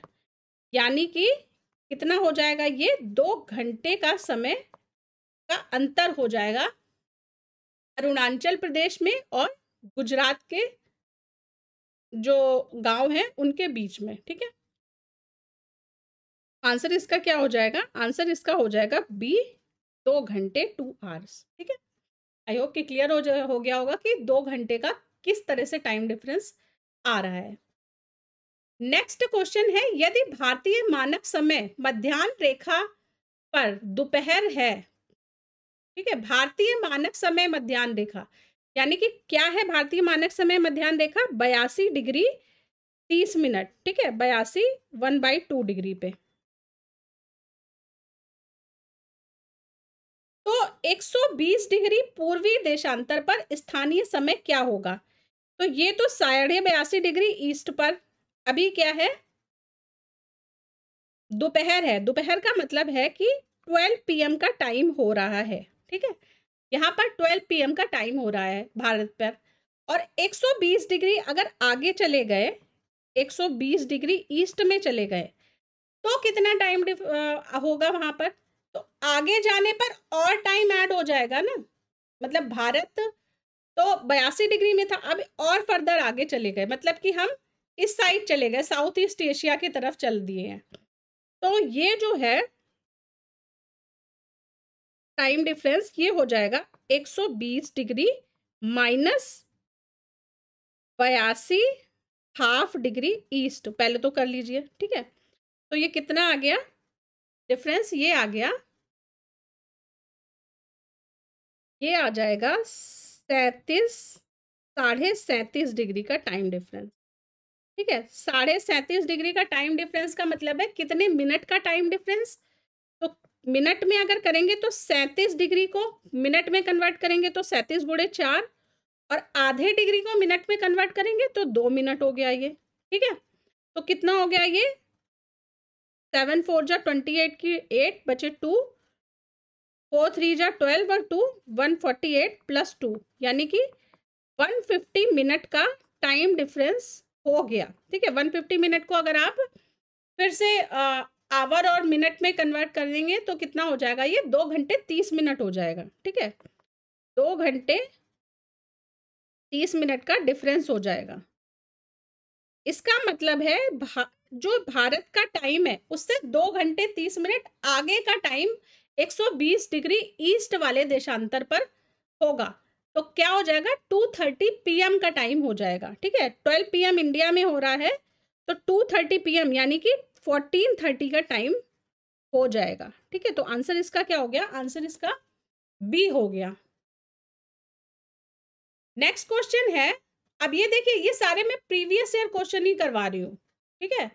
तो घबराइए नहीं, बहुत ही इजी तरीके से हम कोशिश कर रहे हैं कि मतलब मैं एक्सप्लेन करने की कोशिश कर रही हूँ, आपको कॉन्सेप्ट एकदम क्लियर हो जाए। अगर भारतीय मानक समय रेखा से या अंतरराष्ट्रीय मानक समय रेखा से रिलेटेड कोई भी क्वेश्चन पूछा जाता है एग्जाम में तो। फिर नेक्स्ट क्वेश्चन है, जब भारतीय मानक समय के याम्योत्तर पर अर्धरात्रि है, अर्धरात्रि का मतलब क्या है, 12 AM, ठीक है। अभी हमने क्या देखा था, दोपहर थी तो 12 PM था, अर्धरात्रि का मतलब 12 AM है। तो किसी स्थान पर सुबह के 6 बजे होते हैं, ठीक है। तो दूसरा स्थान जो है वहां पर 6 AM का टाइम हो रहा है। उस स्थान की स्थिति जिस याम्योत्तर पर है वह है, आप देखिए 6 घंटे का टाइम डिफरेंस है, ठीक है। तो 6 घंटे का टाइम डिफरेंस मतलब कितने मिनट का टाइम डिफरेंस, तो 6 घंटे मतलब कि अगर हम इसे मिनट में कन्वर्ट करें तो 60 मिनट का 1 घंटा, तो 360 मिनट का टाइम डिफरेंस है, ठीक है। 360 मिनट का टाइम डिफरेंस में कितने देशांतर का टाइम डिफरेंस है, तो इसे डिवाइड कर देंगे हम 4 से, क्योंकि 4 मिनट का टाइम डिफरेंस होता है 1 डिग्री देशांतर पर, ठीक है। इसलिए 360 मिनट का टाइम डिफरेंस कितने देशांतर पर हो जाएगा, तो 360 को डिवाइड कर देंगे 4 से, इसका मतलब है 90 डिग्री देशांतर आगे बढ़ जाएगा, ठीक है। 90 डिग्री देशांतर और आगे चला गया, क्योंकि भारत में तो अभी रात ही है ना, उस स्थान पर दिन हो चुका है, सुबह हो चुकी है, तो वो और ज्यादा ईस्ट में होगा स्थान, ठीक है। अब भारत का कितना टाइम है, भारत का है 82 डिग्री 30 मिनट का टाइम, और ये 90 डिग्री और आगे कर दो इसको, तो 90 डिग्री और आगे कर दिया, ठीक है। ऐड कर लीजिए, तो ये कितना हो गया, 30 मिनट तो एज इट इज रहेंगे, तो ये हो जाएगा, और ये 172 डिग्री 30 मिनट के जो समय रेखा है वहां पर स्थित है ये स्थान, ठीक है। तो आंसर इसका क्या हो गया, आंसर इसका बी हो गया, 172 डिग्री 30 मिनट ईस्ट, ठीक है। नेक्स्ट क्वेश्चन है, निम्नलिखित में से किस देशांतर को भारत के प्रमाणिक मध्याह्न रेखा कहा जाता है, तो किस देशांतर को 82 डिग्री 30 मिनट, ठीक है, या 82.5, 82 1/2 डिग्री ईस्ट को कहा जाता है, ठीक है। ये भी याद रखिएगा, ईस्ट में, कभी ऐसा ना हो कि ईस्ट और वेस्ट दे दें और आप एकदम से ना 82 डिग्री और 30 मिनट देखा नहीं और एकदम से आता है ये तो मुझे और टिक कर दिया, तो पूर्व और कौन सी दिशा दे रखी है वो भी ध्यान रखनी है, ठीक है। तो पूर्वी, ईस्ट की है ये। चलिए, फिर नेक्स्ट क्वेश्चन है, यदि अरुणाचल प्रदेश में तिरप में सूर्योदय सुबह 5 बजे होता है, तो गुजरात में कांडला में सूर्योदय किस समय होगा, IST, ठीक है, इंटरनेशनल स्टैंडर्ड टाइम के अकॉर्डिंग। अब देखिए कि कांडला में हो रहा है, वैसे तो हमने मान जो लिया है कि 5 बजे ही होगा, ठीक है। जो क्या बोलते हैं भारत की टाइमलाइन है उसके अकॉर्डिंग तो 5 ही बजे ही होना चाहिए, पर एक्चुअल में जो ज्योग्राफिकल परिघटना है उसमें तो होता नहीं है। ऐसा होता है कि अरुणाचल में दिन हो गया और उसके बाद उसी समय पे गुजरात में रात ही हो रही है, ठीक है। तो अगर 5 बजे होता है अरुणाचल में क्या बोलते हैं सूर्योदय, तो उसके 2 घंटे बाद फिर गुजरात में सूर्योदय होगा, ठीक है, क्योंकि पृथ्वी इस तरह से घूम रही है, वेस्ट टू ईस्ट घूम रही है, ठीक है। तो कितने बजे होगा यहाँ पे, सी इसका आंसर हो गया, लगभग 7 बजे, अराउंड 7 AM, क्लियर। अभी हमने देखा था कि किस तरह से 2 घंटे का टाइम डिफरेंस है अरुणाचल और गुजरात के जो देशांतर है उनके बीच में। चलिए, अब हम देख लेते हैं कि भारत को हम पढ़ रहे हैं कि भारत का अक्षांशीय और देशांतरीय विस्तार क्या क्या है। अक्षांश क्या होते थे, ऐसी सॉरी क्या बोलते हैं, हॉरिजॉन्टल लाइंस जो होती थी वो अक्षांश होते थे। अब देखिए भारत का अक्षांशीय विस्तार हम 2 तरह से पढ़ेंगे, एक तो भारत के मेनलैंड में, तो भारत का एक तो ये मुख्य भूमि है जो बड़ी सी है, पर भारत में मेनलैंड के साथ ही अंडमान और निकोबार द्वीप समूह भी स्थित हैं। तो ये अंडमान और निकोबार जो द्वीप समूह है ये भी भारत में स्थित है। तो जो सबसे बॉटम पॉइंट है अंडमान निकोबार का, ठीक है, निकोबार का जो सबसे बॉटम पॉइंट है, वहां पर ये अक्षांश आता है 6 डिग्री 45 मिनट का, ठीक है, सबसे नीचे। और अगर आप मुख्य भूमि का टिप देखेंगे, मतलब कन्याकुमारी का टिप देखेंगे, तो ये यहाँ पर आ जाता है 8 डिग्री 45 मिनट का, ठीक है। कन्याकुमारी अंडमान के रिस्पेक्ट में जो भारत का सबसे बॉटम पॉइंट है वो क्या है, 6 डिग्री 45 मिनट का। और इस पॉइंट को जो बोलते हैं सुदूरतम दक्षिण बिंदु, इंदिरा पॉइंट के नाम से जानते थे, ठीक है, इंदिरा पॉइंट कहा जाता है।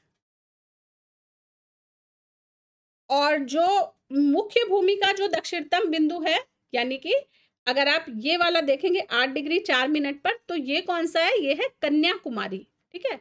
तो कन्याकुमारी कौन से स्टेट में स्थित है, केरल में या तमिलनाडु में? तो कन्याकुमारी तमिलनाडु में स्थित है, ठीक है। तो तमिलनाडु जो है वो सदर्न मोस्ट पॉइंट है इंडिया का, ठीक है, तमिलनाडु का कन्याकुमारी। अब उसके बाद ऊपर का पॉइंट देख लेते हैं। तो ये पॉइंट आ जाता है 37 डिग्री 6 मिनट पर, ठीक है। पर अभी ये जो पॉइंट है 37 डिग्री 6 मिनट वाला, ये क्या है, ये विवादित क्षेत्र में चला गया है। तो पाक ऑक्यूपाइड कश्मीर के रीजन में ये वाला पॉइंट पड़ता है, ठीक है। तो ये आप एक्सपेंशन याद रखिएगा, भारत का अक्षांशीय विस्तार, ठीक है, लैटिट्यूडिनल एक्सपेंशन। अब हम देख लेते हैं देशांतरीय विस्तार, यानी कि वर्टिकल लाइंस जो है, देशांतर में कितना एक्सपेंशन है। तो देशांतर में ये जो गुजरात की टिप आ गई, जो वेस्टर्न मोस्ट टिप आ गई गुजरात की, ये आ गई 68 डिग्री 7 मिनट पे, ठीक है। और इधर जो अरुणाचल प्रदेश की ईस्टर्न मोस्ट टिप आ गई, वो आ गई 97 डिग्री 25 मिनट पर, ठीक है। तो ये एक्सपेंशन है भारत का, ये भी आप याद रखिएगा। इसके साथ ही और क्या क्या चीजें याद रखने वाली हैं कि भारत का जो सदर्न पार्ट है, ठीक है, जो नीचे का हाफ पार्ट है, वो 2 साइड में समुद्र से घिरा हुआ है। तो भारत के एक साइड तो अरेबियन सी है, ठीक है, अरब सागर है, और दूसरा क्या है, दूसरी साइड है बंगाल की खाड़ी, ठीक है, बे ऑफ बंगाल। तो खाड़ी क्या होती है, खाड़ी ऐसी एरिया होता है जो कि 3 तरफ से जमीन से घिरा हुआ हो, एक साइड पानी हो और 3 तरफ जमीन हो, ठीक है। ऐसे जो आकृति होती हैं उनको क्या बोलते हैं, उनका मतलब ऐसे पानी का एरिया जो होता है उसको बे बोलते हैं, बे मतलब खाड़ी बोलते हैं, ठीक है। इसके बाद भारत के नीचे की साइड में एक देश स्थित है श्रीलंका, ठीक है, सदर्न जो भारत का पड़ोसी है वो है श्रीलंका।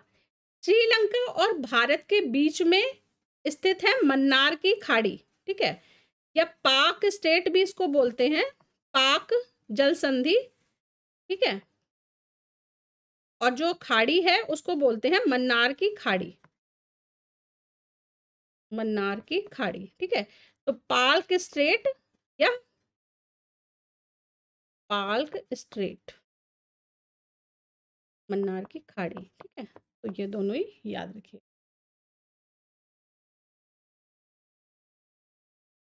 चलिए अब हम देख लेते हैं भारत और उसके पड़ोसी देश।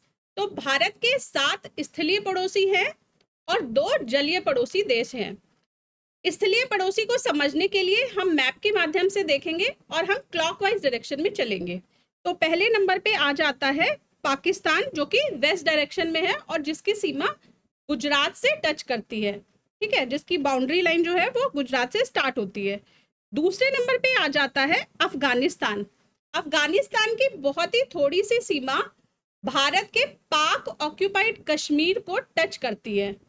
तीसरे नंबर पे आ जाता है चाइना, चौथे नंबर पे आ जाता है नेपाल, 5वें नंबर पे आ जाता है भूटान, 6वें नंबर पर आ जाता है बांग्लादेश और 7वें नंबर पे आ जाता है म्यांमार। ठीक है, तो ये तो हो गए भारत के 7 पड़ोसी स्थलीय राज्य।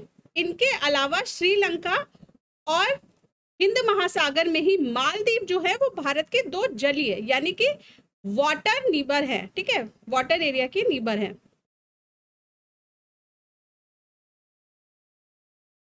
तो हम देख लेते हैं तो कौन कौन से हो गए। पहले नंबर पे क्या हो गया, पहले नंबर पे हो गया पाकिस्तान, दूसरे नंबर पे हो गया अफगानिस्तान, तीसरे नंबर पर हो गया चीन, चौथे नंबर पर हो गया भूटान, पांचवें नंबर पर हो गया चौथे नंबर पर हो गया नेपाल, पांचवें नंबर पर हो गया भूटान, छठवें नंबर पर हो गया बांग्लादेश, सातवें नंबर पर हो गया म्यांमार, आठवें नंबर पर जलीय पड़ोसी यानी कि श्रीलंका, तो श्रीलंका, और 9वें नंबर पर दूसरा जलीय पड़ोसी देश कौन सा, मालदीव। ठीक है, तो ये मालदीव हो गया। तो ये भारत के पड़ोसी देश है, इनको आप याद कर लीजिएगा। कभी कभी ऐसे भी एमसीक्यू में क्वेश्चन पूछ लिए जाते हैं कि इनमें से कौन सा भारत का स्थलीय पड़ोसी देश नहीं है, तो इसके लिए आपको ये याद करना जरूरी है कि कौन कौन से भारत की इंटरनेशनल बाउंड्री लाइन को टच करते हैं। ठीक है, अब हम देख लेते हैं कि ये जो देश हैं इनकी भारत के साथ जो टचिंग बॉर्डर लाइन है उसके अनुसार इनका अवरोही क्रम क्या है, इससे भी क्वेश्चन पूछे जाते हैं। तो इसे याद करने के लिए एक ट्रिक है बचपन में MBA किया। ठीक है, बचपन में MBA किया, ये है ट्रिक। अब आप इसमें से किया और मे को तो कर दीजिए साइलेंट, बाकी बचे जो 7 अक्षर हैं इनसे एक एक पड़ोसी राज्य पड़ोसी देश बनता है भारत का।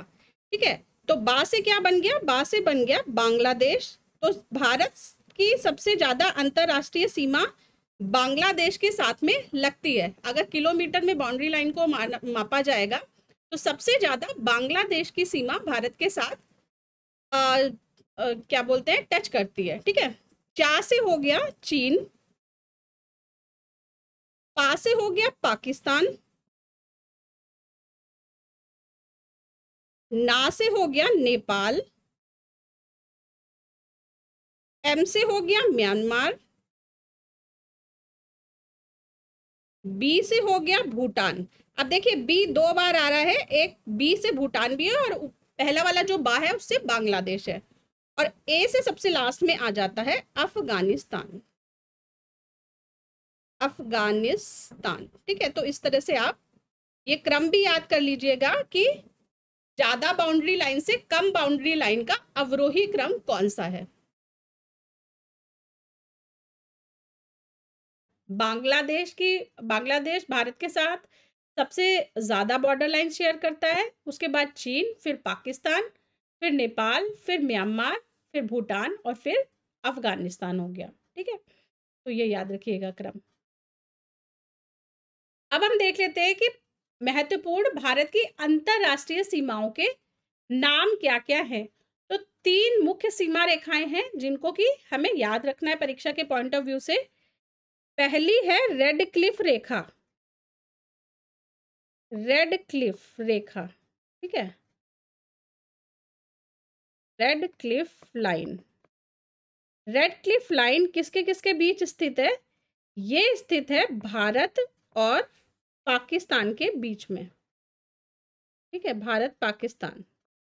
ये कब बनाई गई थी, ये रेखा तब बनाई गई थी, अब तो इसमें बहुत सारे चेंजेस हो चुके हैं, जब 1947 में भारत को पाकिस्तान और बांग्लादेश से अलग किया गया था। ठीक है, उस समय बनाई गई थी रेड क्लिफ रेखा। ठीक है, तो पाकिस्तान में भी रेड क्लिफ रेखा है और बांग्लादेश जो है उसमें भी रेड क्लिफ लाइन से बांग्लादेश को अलग किया गया था। ठीक है, लेकिन बांग्लादेश जब से स्वतंत्र राष्ट्र बन गया है तब से फिर रेड क्लिफ रेखा जो है वो उसकी बॉर्डर लाइन, बांग्लादेश और भारत की बॉर्डर लाइन उसे अलग कर दिया गया है। ठीक है, तो अभी वर्तमान में रेड क्लिफ रेखा भारत पाकिस्तान के बीच।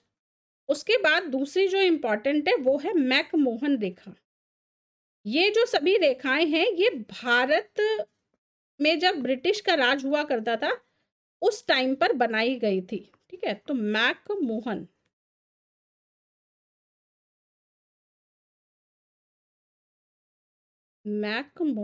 लाइन, मैकमोहन लाइन बनाई गई थी भारत और चीन के बीच में। ठीक है, और तीसरी जो इंपॉर्टेंट आती है वो आती है डूरंड रेखा, डूरंड लाइन, डूरंड रेखा।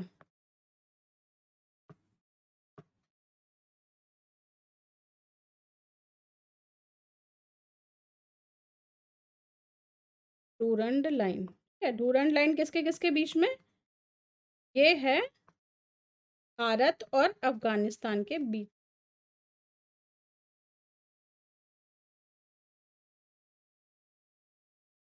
ठीक है, तो रेड क्लिफ भारत पाकिस्तान के बीच, मैकमोहन भारत और चीन के बीच, और डूरंड रेखा भारत और अफगानिस्तान के बीच। अब हम देख लेते हैं कि भारत के जो पड़ोसी देश हैं उनसे भारत के कौन कौन से राज्य टच करते हैं। ठीक है, तो मैं ट्रिक भी बोलती जाऊंगी और उसके अकॉर्डिंग फिर आपको बताती जाऊंगी कि कौन कौन से राज्य हैं। तो पाकिस्तान को याद करने की जो ट्रिक है, पाकिस्तान के पड़ोसी राज्य, उसको याद करने की ट्रिक है पंडित JPR गए।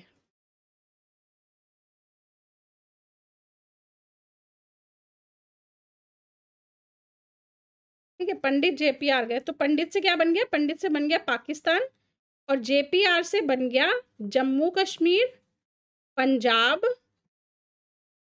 और राजस्थान।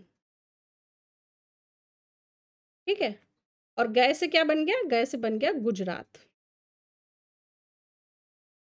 ठीक है, तो पाकिस्तान से चार भारत के राज्य टच करते हैं। कौन कौन से? एक तो जम्मू कश्मीर, दूसरा पंजाब, तीसरा राजस्थान और गुजरात। ठीक है, आप अगर स्थिति देखेंगे यहाँ पर तो ये आप देख सकते हैं इस तरह से स्टेट में कि पाकिस्तान के साइड में ऊपर जम्मू कश्मीर यहाँ पर आ जाएगा, उसके बाद यहाँ पर पंजाब, राजस्थान और ये गुजरात है।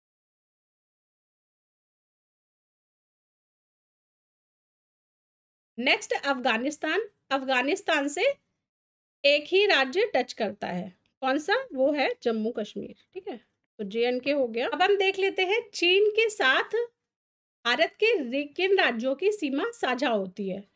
तो चीन के साथ अगर हम देखेंगे तो सबसे पहले भारत के ऊपर से नदर्न मोस्ट पॉइंट से शुरू करेंगे तो सबसे पहले जम्मू कश्मीर, फिर लद्दाख आ जाएगा। ठीक है, तो जो चाइना ऑक्यूपाइड कश्मीर एरिया है उस एरिया के रिस्पेक्ट में देखेंगे तो JNK आ गया, जम्मू कश्मीर, उसके बाद लद्दाख आ गया। ठीक है, लद्दाख, लद्दाख से नीचे कौन सा स्टेट आ जाएगा? फिर हिमाचल प्रदेश आ जाएगा, तो हिमाचल प्रदेश आ गया। ठीक है, हिमाचल प्रदेश से नीचे उत्तराखंड आ गया, तो उत्तराखंड। ठीक है, उत्तराखंड के बाद फिर क्या आ जाएगा? नेपाल आ जाएगा, नेपाल के बाद सिक्किम आ जाएगा, तो सिक्किम आ गया। सिक्किम के बाद भूटान आ गया, और भूटान के बाद फिर अरुणाचल प्रदेश आ गया। ठीक है, तो लास्ट में क्या आ गया? ये अरुणाचल प्रदेश, ठीक है। 1 2 3 4 5 और 6। ठीक है, 6 राज्य और 2 यूनियन टेरिटरी भारत की चाइना के साथ में सीमा साझा करती है। ठीक है, अब देख लेते हैं कि नेपाल के साथ में कौन कौन से राज्यों की सीमा लगती है। तो नेपाल के साथ सीमा रेखा की याद करने की ट्रिक है NUVPUS। ठीक है, ये याद कर लीजिएगा। इसमें क्या हो गया? N से हो गया नेपाल, ठीक है, U से हो गया उत्तराखंड, उत्तराखंड, W से हो गया वेस्ट बंगाल, यानी कि पश्चिम बंगाल। उसके बाद बी से आ गया बिहार, यू से आ गया उत्तर प्रदेश, और एस से आ गया सिक्किम। सिक्किम, ठीक है। तो उत्तराखंड, पश्चिम बंगाल, बिहार, उत्तर प्रदेश और सिक्किम, 5 भारतीय राज्य नेपाल के साथ सीमा साझा करते हैं, ठीक है। अच्छा, चाइना की ट्रिक मुझे नहीं मिली, मुझे समझ में नहीं आई कि क्या बताऊं। तो अगर किसी के पास बहुत अच्छी सी ट्रिक है कि चीन के साथ भारत के किन राज्यों की सीमा साझा होती है, तो उसे कमेंट बॉक्स में जरूर बताएं। चलिए, अब आता है भूटान।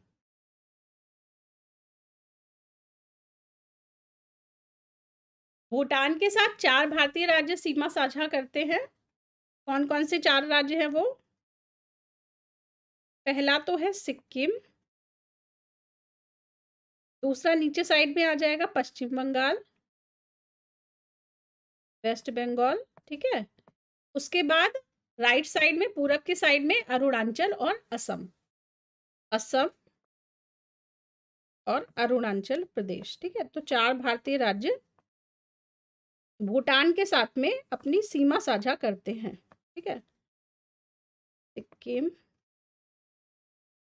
वेस्ट बंगाल,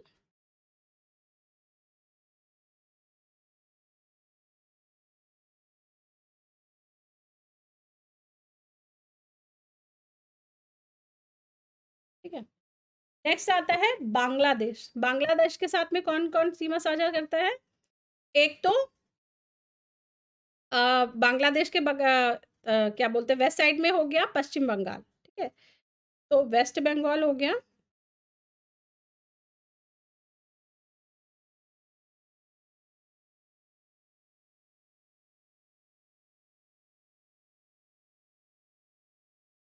पश्चिम बंगाल के बाद असम हो गया,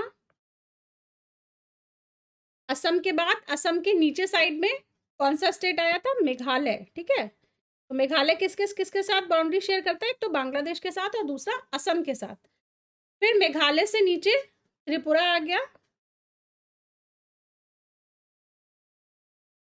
और इसके बाद आ गया मिजोरम, ठीक है। तो पश्चिम बंगाल, असम, मेघालय, त्रिपुरा, मिजोरम। इसको याद करने की ट्रिक क्या है? इन राज्यों को याद करने की ट्रिक है BMW एट मिजोरम, ठीक है। बी से क्या हो गया? बी से हो गया बांग्लादेश, एम से हो गया मेघालय, डब्ल्यू से हो गया वेस्ट बंगाल, ए से हो गया असम, टी से हो गया त्रिपुरा, और मिजोरम से हो गया मिजोरम, ठीक है। नेक्स्ट आता है म्यांमार। म्यांमार को 4 भारतीय राज्यों की सीमा टच करती है। कौन कौन से? पहले नंबर पर तो आ जाएगा, अगर हम ईस्टर्न मोस्ट स्टेट में जाएंगे भारत के, ईस्टर्न मोस्ट में सबसे ऊपर आ जाएगा अरुणाचल प्रदेश। उसके बाद उसके नीचे नागालैंड आ जाएगा, फिर मणिपुर आ जाएगा, और फिर मिजोरम आ जाएगा, ठीक है। और उसके बाद बाउंड्री के उस साइड क्या आ जाएगा? म्यांमार आ जाएगा। तो इसी ऑर्डर में लिख लेते हैं।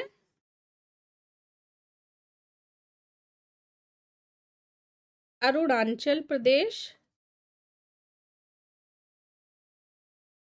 इसके बाद आ गया नागालैंड,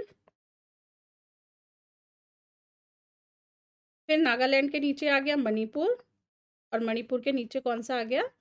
मिजोरम आ गया, ठीक है। तो 4 भारतीय राज्य जो है वो म्यांमार के साथ में अपनी सीमा साझा करते हैं।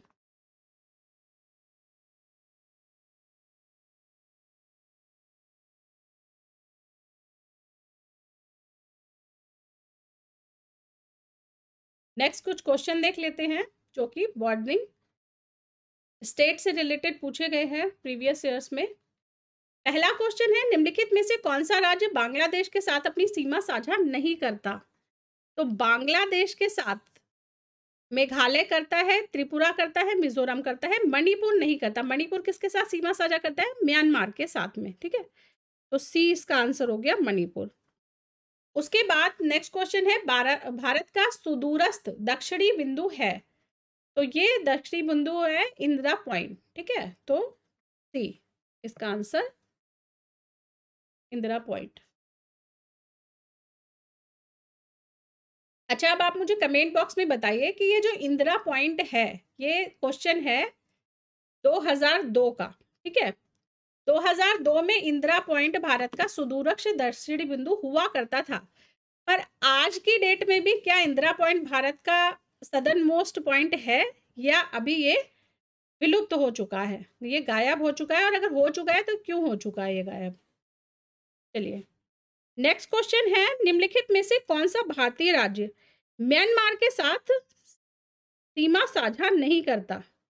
सीमा साझा नहीं करता। तो म्यांमार के साथ असम नहीं करता है, नागालैंड, अरुणाचल और मिजोरम करते हैं, ठीक है। ए इसका आंसर हो गया, ठीक है। असम किसके साथ करता है? ये बांग्लादेश के साथ सीमा साझा करता है। फिर नेक्स्ट क्वेश्चन है, भारत के निम्नलिखित में से कौन सा राज्य समूह पाकिस्तान के साथ सीमा साझा करता है? पाकिस्तान के साथ, तो इसमें है जम्मू कश्मीर, हिमाचल प्रदेश। अब देखिए हिमाचल प्रदेश जो है वो पूर्वी साइड पर है। हिमाचल प्रदेश चीन के साथ सीमा साझा करता है, लेकिन क्या बोलते हैं, पाकिस्तान के साथ सीमा साझा नहीं करता। तो इसमें हिमाचल प्रदेश नहीं करता, पंजाब और राजस्थान करते हैं, तो एक गलत हो गया।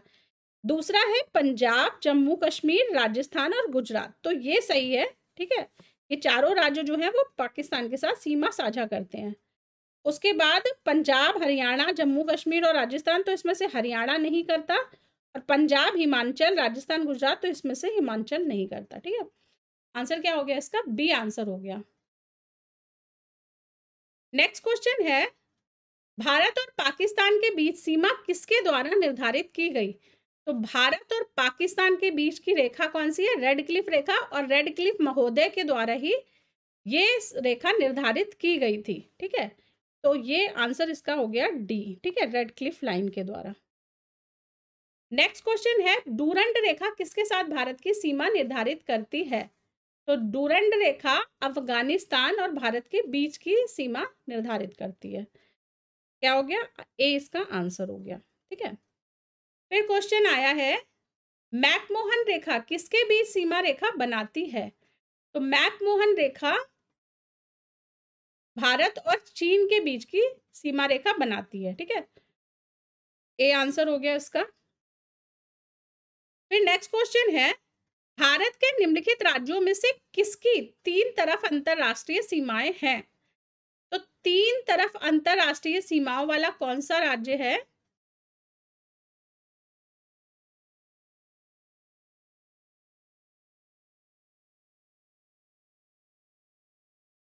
ये राज्य है त्रिपुरा, ठीक है। त्रिपुरा में 3 साइड बांग्लादेश की सीमा बनती है।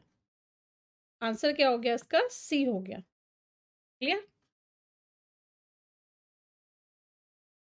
इसी के साथ वीडियो को मैं खत्म करती हूँ।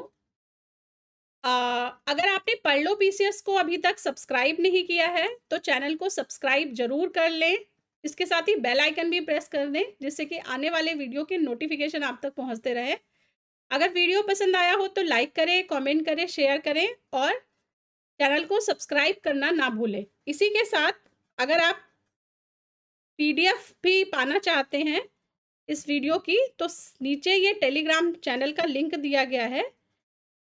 इस लिंक पर ज्वाइन करके आप टेलीग्राम चैनल को ज्वाइन कर लें और इस वीडियो के पीडीएफ आप वहां से ले सकते हैं, ठीक है।